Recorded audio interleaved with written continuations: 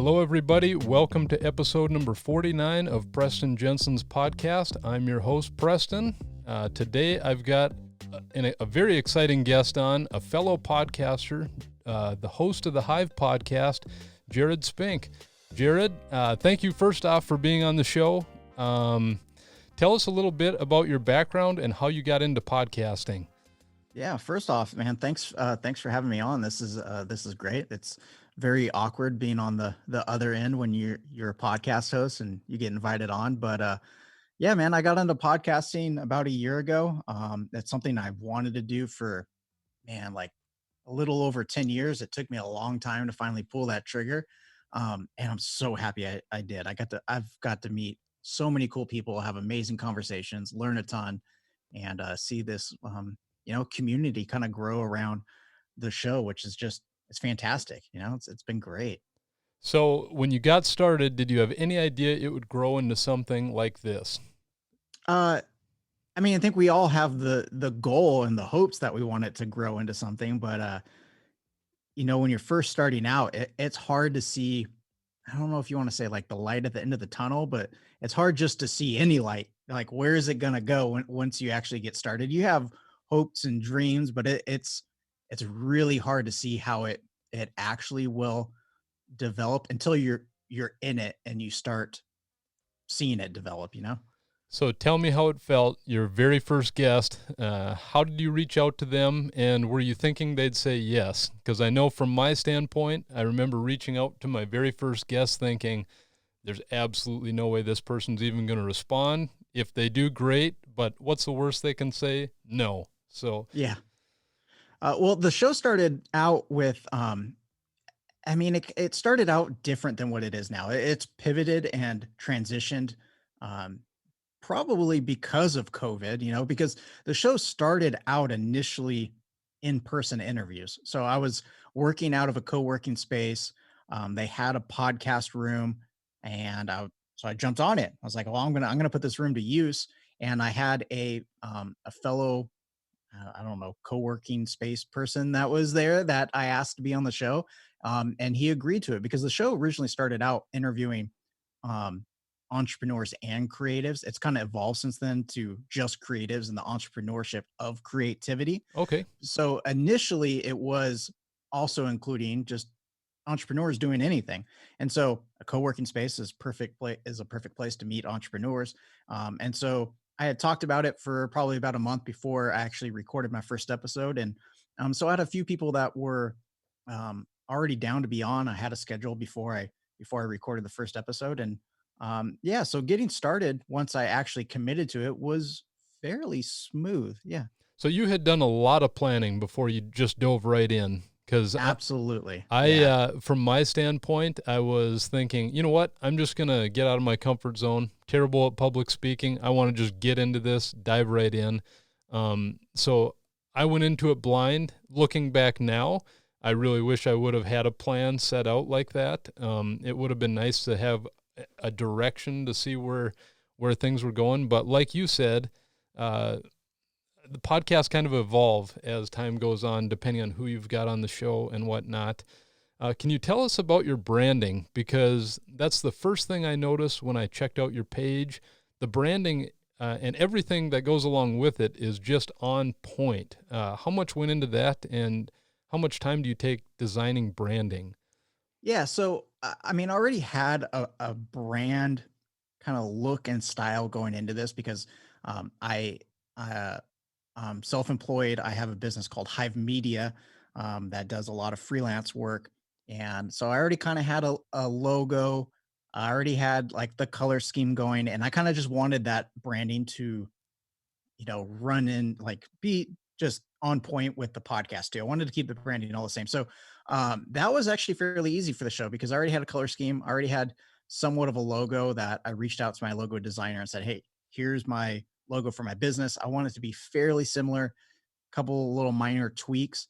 But branding to me is really important. I have a background in sales and marketing, and I was in marketing for a long time.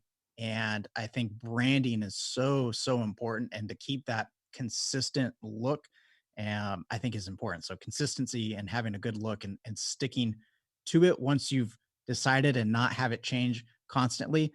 Now, that doesn't mean it's not going to change. I've debated maybe flipping the colors a little bit, like same colors, but maybe instead of a black background, I have a yellow and like just, maybe some switches okay, like as the show progresses. But yeah, I think branding's important and it was fairly simple because I already had a brand for my business. I think it's very cool because if you go to your podcast, if you go to your website, if you go to your YouTube channel, you know who's behind it. And to Yeah. me, that um, enforces credibility. So when someone goes there, they know it's you, and it makes everything look a lot more professional. And I'm sure that helps from the podcasting standpoint, getting guests. I mean, It really does. I, Yeah. I It feel it like really does. uh, have you found that people have said, "Hey, I really liked what you've produced, and I want to come on your show because of that"? Yeah, I mean, I have had people request to come on the show. I don't want to say that I'm like super picky, but I'm always a little skeptical when someone approaches you to be on the show, Right, your show own show. But yeah, I mean, I've had people comment on the branding, that it's really professional and it looks good, and I think that goes into having a plan in place before you start whatever you're going to start. I mean, I'm a very impatient individual and I want to, like you just jump into it. But I think it's important to at least give it some thought and have a strategy and a plan in place and start to develop that before you put anything out there from a branding aspect. I think it's so important. So, yeah, I gotta, for myself, dial it back a little bit, that like impatientness and just want to like produce and get the content out there because I want it, like you said, no matter where you go, you can kind of tell that it's all related. It's all the right. same branding. And um, to me, that's super important. Absolutely. And I'm sure for the guests that you reach out to, they go to your site and see how professional it looks and think, absolutely, I'm going to be on this guy's show because everything looks so good. Yeah, it's just ultimately going to help you in the long run if you have a plan and a strategy and branding in place before you roll anything out, because it's going to make the show look more professional. It's going to be easier to reach out to guests and to have guests commit to coming on the show, because it shows how professional you are and that Right. you're committed to your show. Yep. Now, this next portion or this next question I've got, it's kind of a three-part question because it goes into your workflow. And I Okay. want to start off from an inviting guest uh, standpoint, then move into the podcast preparation, and then in post. So if you'd like to start off with how you go about inviting guests and reaching out to them first. Yeah. I have guests on that I mean, that I'm interested in, right? Right. People that I would like to hear about their stories. So I, I, I consume a lot of content, probably more than I should, but because of that, I know a lot of content creators and who I want to have on the show. And so when it comes to reaching out to them, I just either email them, message them on Instagram or Twitter, and just tell them, hey, who I am. My name's Jared. I'm the host of the Hive podcast. This is what the show is about. This is why I think you would be a great fit to come on. I want to, explore this with you. Would you be interested? And hopefully you get a response. And once I do, I have a link that I send them to be able to schedule a time that fits with their schedule. I block out Tuesdays for the most part, and so Tuesdays are open. I have a couple time slots. If that doesn't work, I tell them to reach out to me and we'll figure something else out on the side. But Tuesdays are usually the day.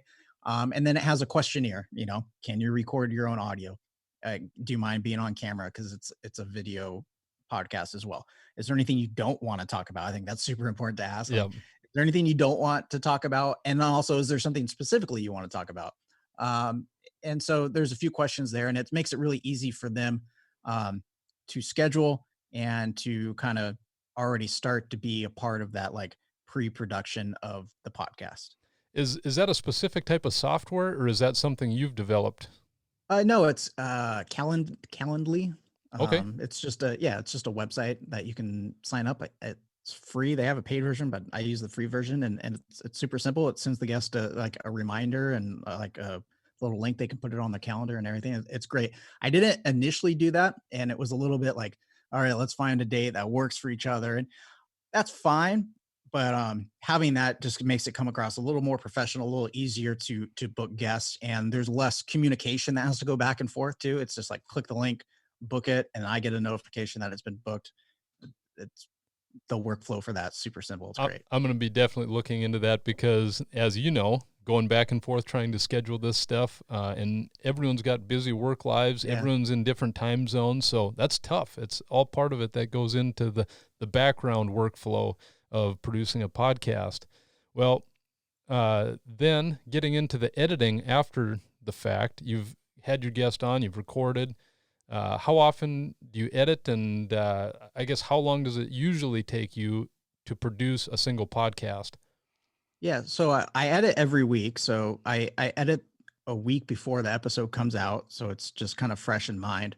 Um, Yeah, so the video portion of the podcast is super simple.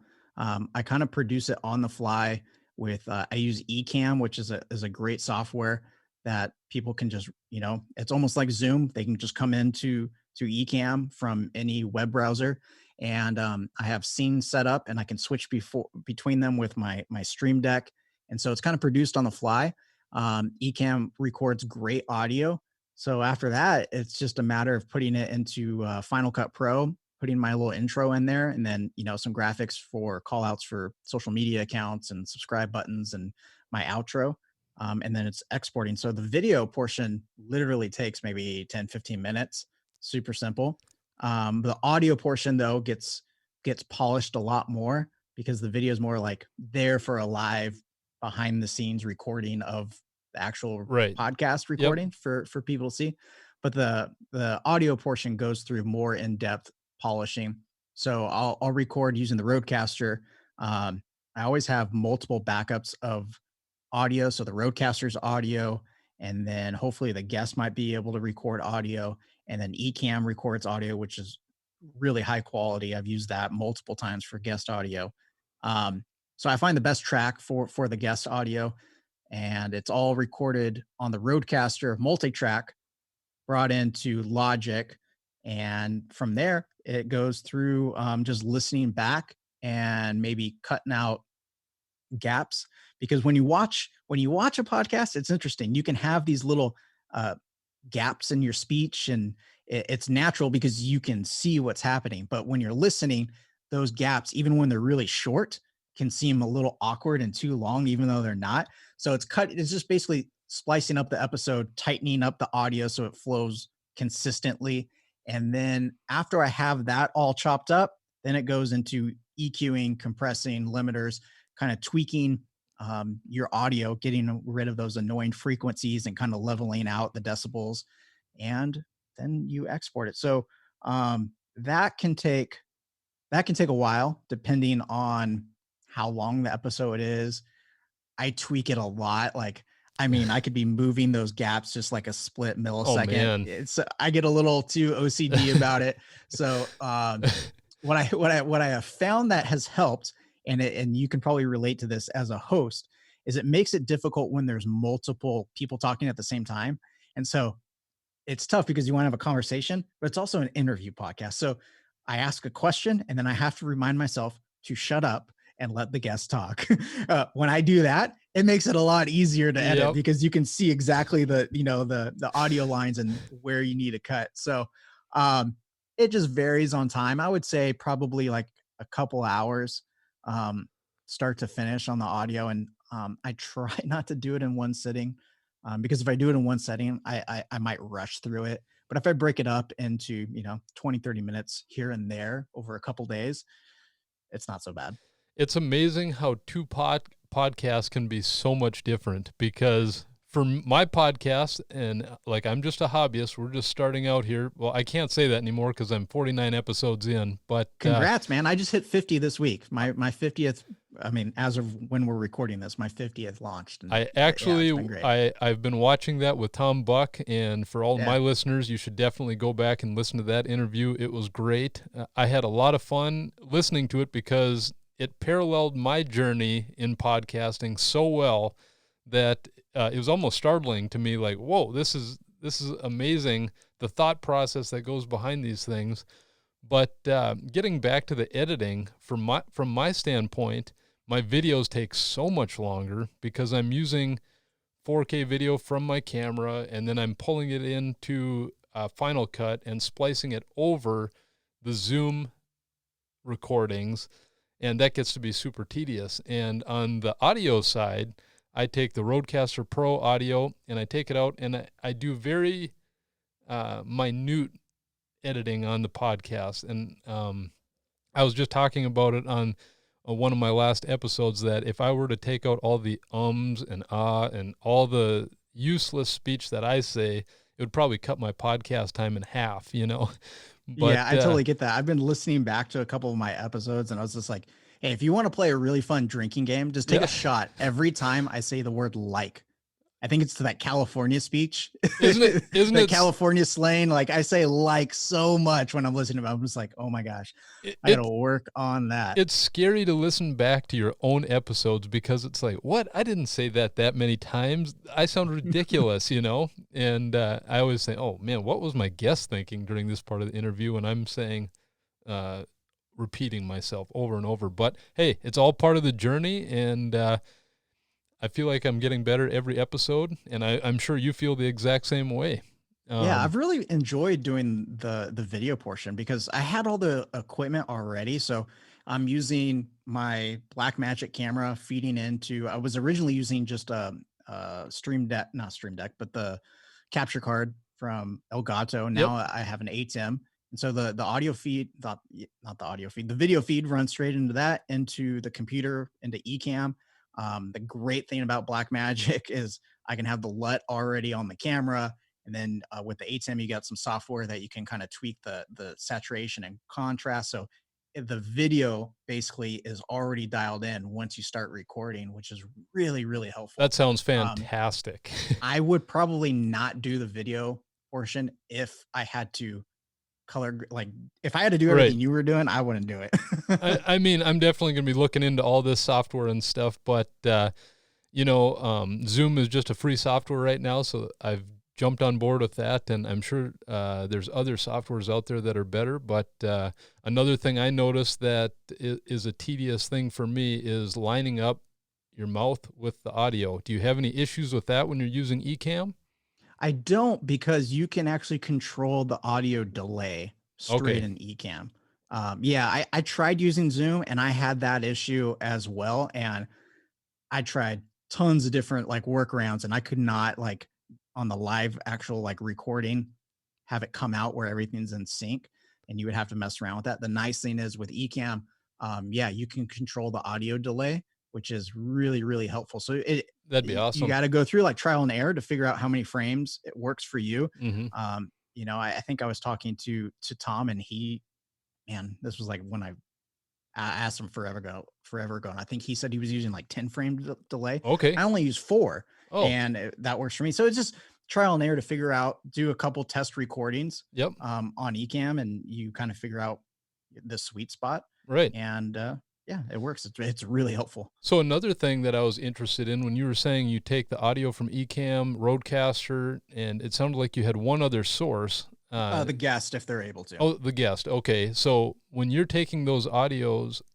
or the audio out of there, do you find that the Rodecaster has the best audio, or is sometimes Ecamm better? Um, it's hit and miss. Okay. Like they're pretty close.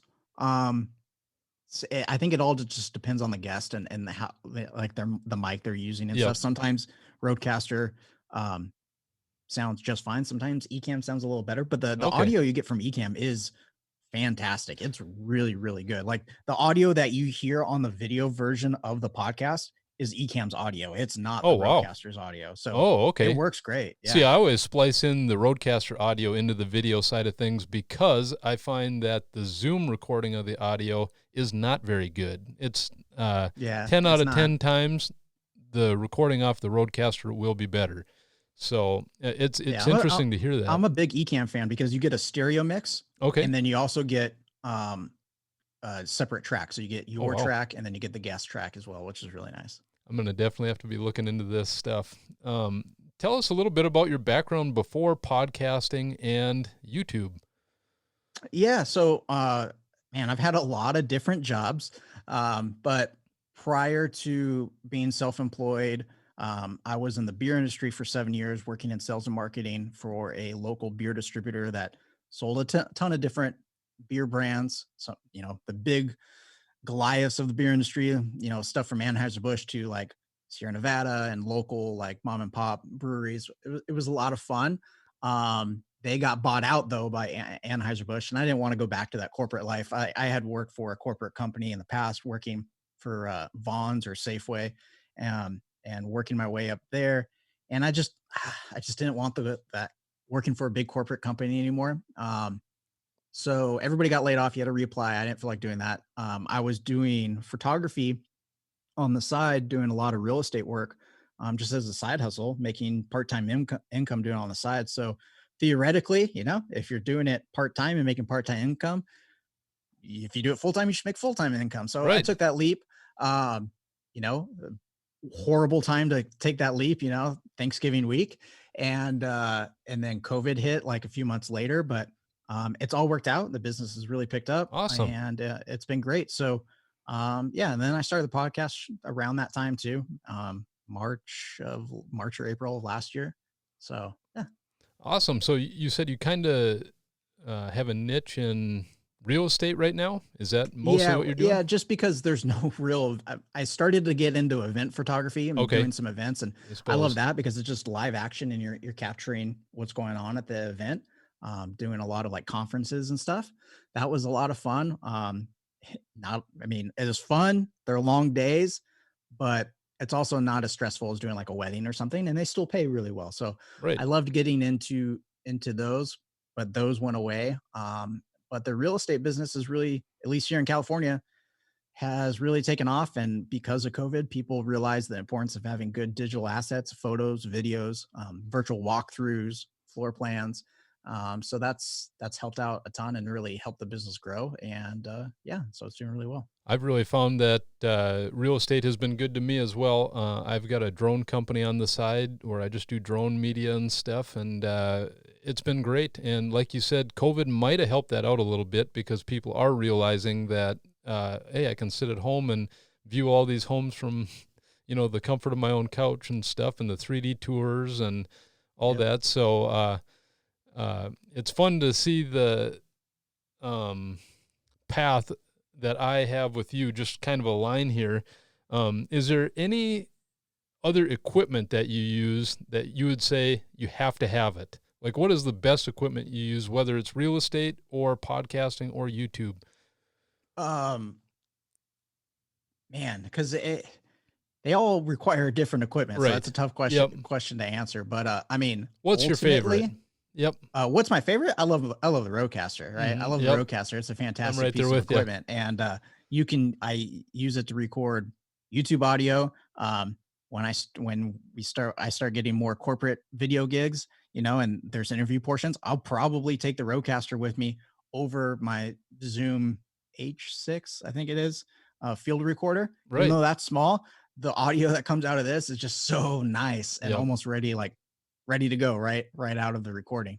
But ultimately, I think the most important piece of gear you need in any like digital creative space is um, a good computer. I think you need a good computer, and computers can be expensive.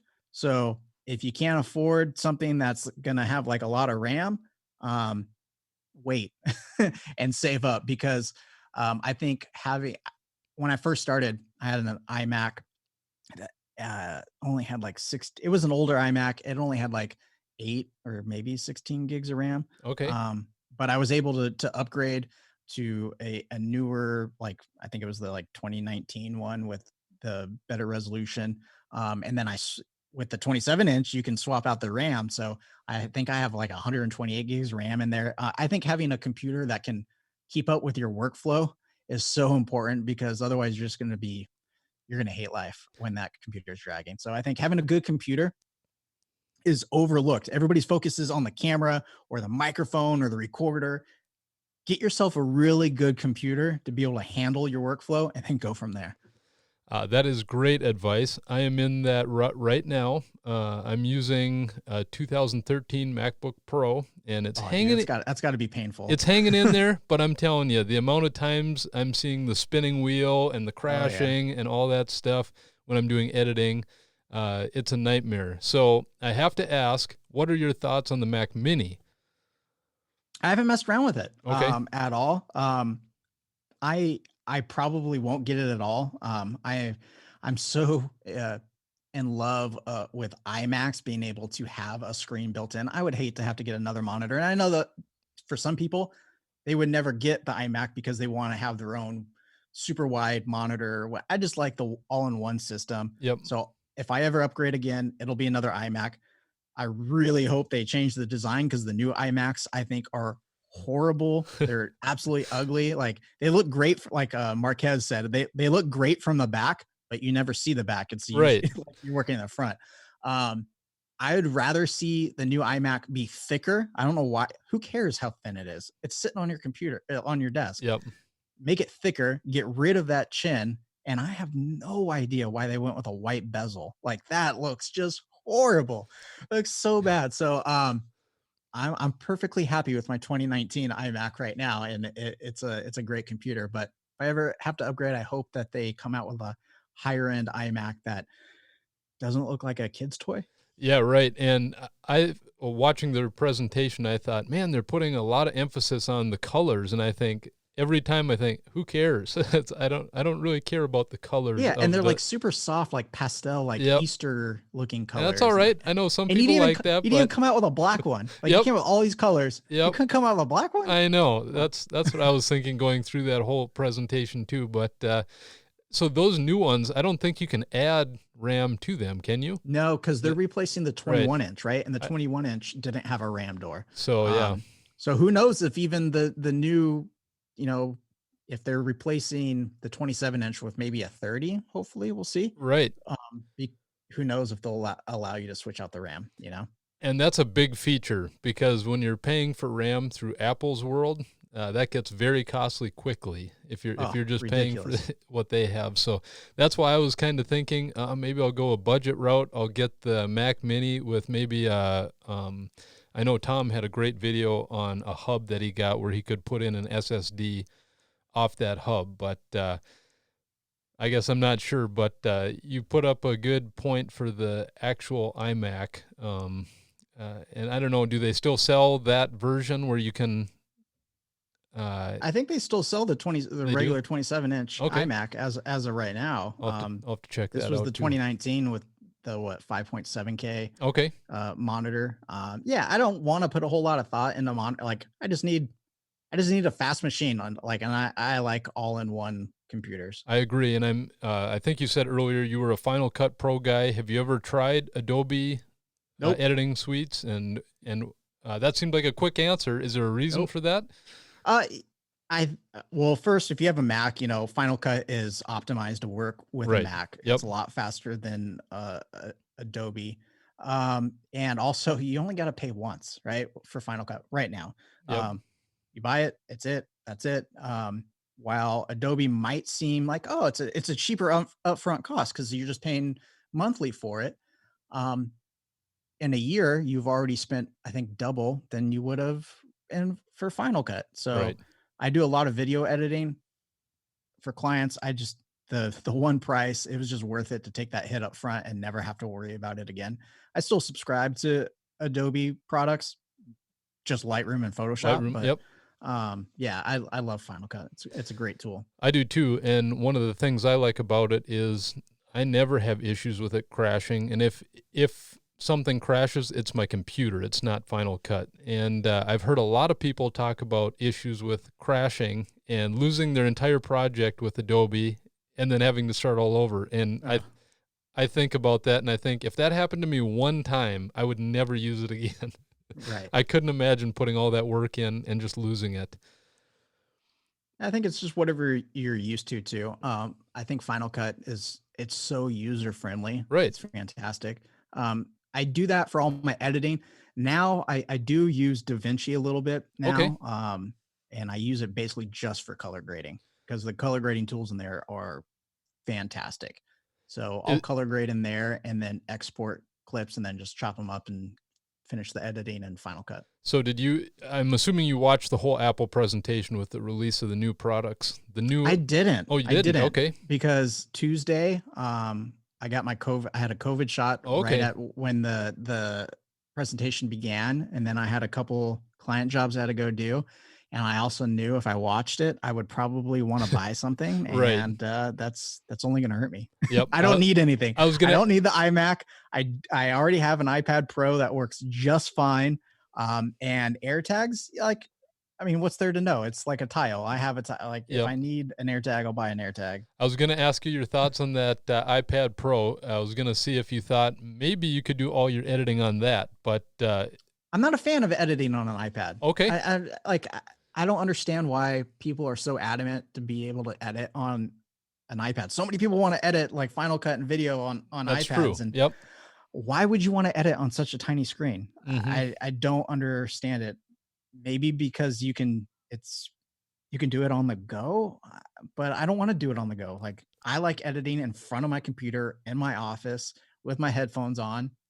I don't know why people are so adamant about editing on a 12-inch or 12.9-inch iPad. Like, That's a good point get over because it. I saw the videos coming out yesterday of, man, now you can do all your editing, everything on the iPad Pro, and then I was thinking about it and thinking maybe that would be the way to go. But now hearing this perspective, that's absolutely Maybe because it's just like, maybe it's the only device you would need at all. Could be. And I could Yep. see that. You don't Yep. need a laptop anymore. You can Yep. just do everything on your iPad. And I get that. But if you're a professional YouTuber, video editor, and even photo editing, I don't understand why you would want to edit on such a small screen. Yep. So Well, I appreciate that perspective. I guess my next question is, what is the most rewarding thing that has happened to you as a podcaster? most rewarding thing, absolutely, like getting to know people and Yes. being able to build relationships with just amazing creators and be able to keep that relationship going and chatting with them. I mean, being able to have Tom come on and host episode 50 was fantastic. And I mean, that's a benefit of podcasting and, getting involved in the creative community. That's been the most rewarding thing. That's my favorite part as well. It's fun to learn from the professionals, but it's really fun to get to know everybody and know that everyone's genuinely nice. I mean, it's been a lot of fun for me. Yeah. But also hearing how the show's impacted other people, when people Right. retweet your show or share the show, it's just such a cool feeling that people are listening for Right. one, but they're actually enjoying it enough to want to share it, which is really cool. All right. So you don't have a podcast scheduled. You're not editing. What do you do for fun? What do I watch YouTube? Watch YouTube. Yep. Watch YouTube, listen to podcasts. I mean, Yep. do everything that the podcast is about, essentially. Occasional binge watching, TV. Yep.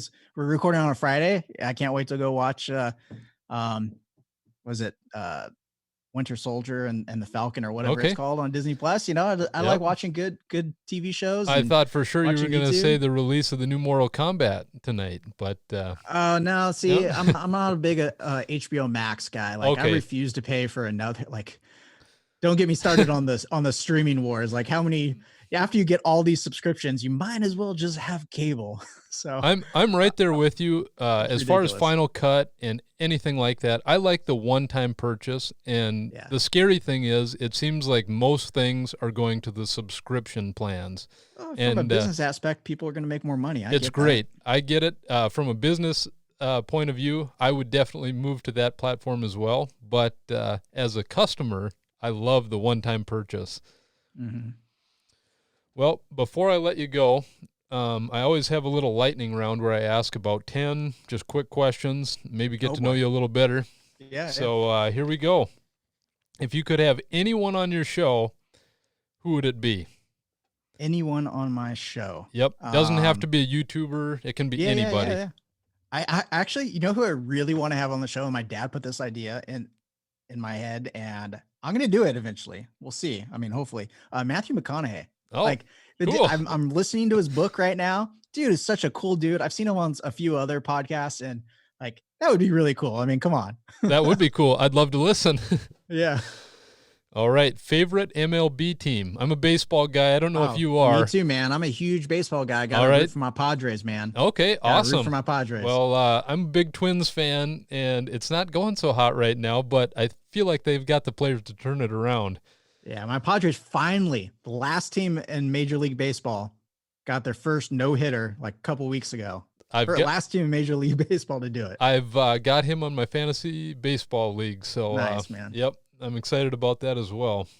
All right, Sony, Nikon, Fuji, or Canon. You have to sign with one of these companies for the rest of your life. Who would you choose? Ooh, man, that sucks because it really depends on what you're shooting. Yep. What are my options again? Sony, Nikon, Canon, or Fuji? Probably Sony, but I don't own any Sony cameras anymore. Okay. Interesting. Is that just because you think they're I think they're better. They're better future? all around. I've never used a Fuji. Okay. I don't have any experience with Canon. I use Nikons for my business right now, but Sony's just way better in video, and they take good pictures too. So I'd have to go Sony. And I added Fuji in here. I actually don't know many people who use it, but I've had Ken Original Dobo on the show, and I know he uses that for his real estate I got to shoots. shoot full frame. Okay. I can't use any like micro four thirds or crop sensor. Okay.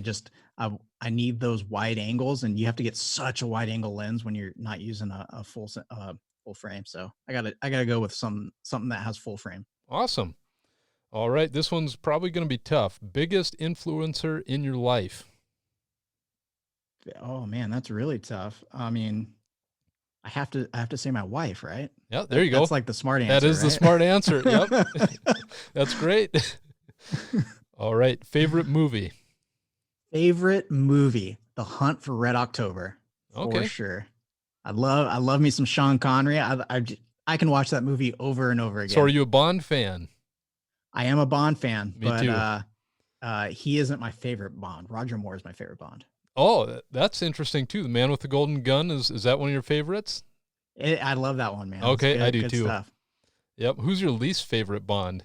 This is not one of the questions, but God, what's his name? He only did 2 episodes. Two movies. I can't remember his name. George Lazenby or no? I can't remember the dude's name. He's a super famous actor, and he's great in all his roles. He just sucked as Bond. I think he was the dude right before Pierce Brosnan. I can't remember who it is. Okay, yeah, I'll have to look back at that too. All right, best book recommendation. Best book recommendation. Let me look at my books right now. I don't even have all my books out right now. Is Crushing It on the shelf? Crushing It is not, because I have the audio version of that. But like, if you're just looking for a good read, I'm a big fan of Dan Brown. Okay. You know, he wrote Origin. He wrote all the Da Vinci Code books, all that stuff. All right. It's one of his books. Well, when someone listens to your podcast, what is the one thing you want them to take away from your channel? Just get started. Don't stop thinking about it. Have a plan in place. Do it like in a smart way, but a plan, like I said in my episode 50, plan is just a plan. It's something on paper. It's just a piece of paper or an idea if you don't get started. So this is have that plan and just start. This is Scary. Preston Jensen's podcast, episode 48. It talks all about just getting started. And that's what I've found. Everyone I have on this show, that's their main advice. Just get started. They wish they would have started sooner. So I'm glad you brought that up. All right. Teleprompter or no teleprompter? For what? For video production. Do you appreciate people when they use that, or would you prefer just the raw? I think it depends what you're doing, but I'll go with teleprompter. Like I'm using one right now. Yep. So I'm going to say yes. Okay, awesome. All right. Favorite TV show? Ooh, favorite TV show. Ooh, that's a tough one. because I like TV. Um, I'm gonna say Lost. Lost was pretty good. Oh, I I didn't like haven't the seen that ending. one. Okay. I didn't like the ending, but it's a good show. How about Breaking Bad? Have you seen that? I haven't seen Breaking Bad. I know. Okay. I Yeah, haven't you jumped on should. that That's bandwagon. or Game of Thrones. Were you a Game of Thrones guy? No, Nope. no. I was frustrated with that one. I watched most of it, and then the ending just kind of threw me off. So, but I'll have to check out Lost. Haven't seen that one yet, but Yeah, it's been a long time, but yeah, I like that was a good show. all right. Last one. Most embarrassing podcast moment. Maybe you don't even Oh, have one. oh man, most embarrassing podcast moment. I mean, I have plenty. I had someone on that called me by the wrong name, and we had to restart. But I also like returned the favor to somebody else on accident Oh, and had them on and started and called them the wrong name. Like, oh, what? yeah. Oops, Yep. my bad. I know who you are. I don't know why I said that. Yep. Of course, you'll never hear that because Right. that's not in any episode. That's why I asked, because I've got so many from my own that just come up and you don't hear about it because it's usually edited out. But I knew there had to be something in there. Oh And yeah, I was doing some. I think I called someone. Yeah, I was emailing somebody right before I hit record, and then just that was what yep. was on my mind. Oh man, yeah, I feel for you. It happens, but I really appreciate you taking your time out of your day to come on to my show. I had a lot of fun. It's fun learning from a fellow podcaster. I've had a lot of fun here. I look forward to hopefully having you on again in the future, maybe Absolutely, for man. some other Anytime. milestones or whatever. And thanks again. Yeah, man. It's been great.